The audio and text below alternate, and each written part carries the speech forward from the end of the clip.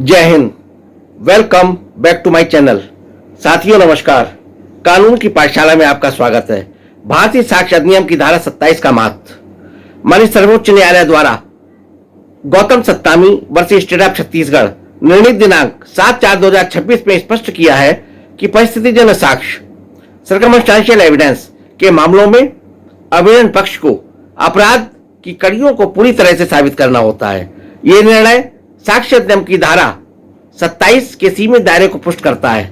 केवल साक्ष्यों की खोज ही अपराध का निर्णायक प्रमाण नहीं है। माननीय सर्वोच्च न्यायालय द्वारा दी गई विधि व्यवस्था के आधार पर हथियार की बरामदगी नाकाफी। माननीय सर्वोच्च न्यायालय ने माना कि साक्ष्य अधिनियम की धारा 27 के अंतर्गत केवल हथियार की बरामदगी पर्याप्त नहीं है जब तक कि उस हथियार का सीधा संबंध वैज्ञानिक रूप से साबित ना हो। संदेश का सबूत नहीं। अभियोजन पक्ष आरोपी के खिलाफ परिस्थितियों की अटूट श्रृंखला स्थापित करने में अगर विफल रहता है तथा साक्ष्य केवल संदेह पैदा करते हैं जो आपराधिक न्याय में सबूत का विकल्प नहीं हो सकते।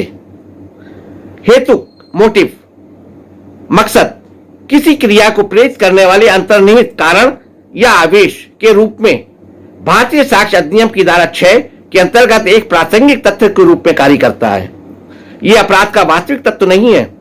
केवल मकसद मतलब हेतु मोटिव के आधार पर दोष सिद्ध नहीं किया जा सकता। साक्षी और कथानक कमजोर। अगर सर्कमस्टेंशियल एविडेंस के केस में परिस्थितिजन्य साक्ष्य केस में लास्ट सीन एविडेंस मतलब मृतक के साथ अंतिम बार देखे जाने का साक्षी अगर अविश्वसनीय पाया गया है तो ऐसे मामलों में आरोपी को दोष मुक्त किया जाना चाहिए। माननीय सर्वोच्च न्यायालय द्वारा दी गई विधि व्यवस्था Gautam Sattami versus state of Chhattisgarh निर्णीत दिनांक 7/4/2026 बहुत ही लाभप्रद है। साथियों इस ऐतिहासिक विधि व्यवस्था का आप लाभ उठा सकते हैं। जय हिंद, जय भारत, वंदे मातरम।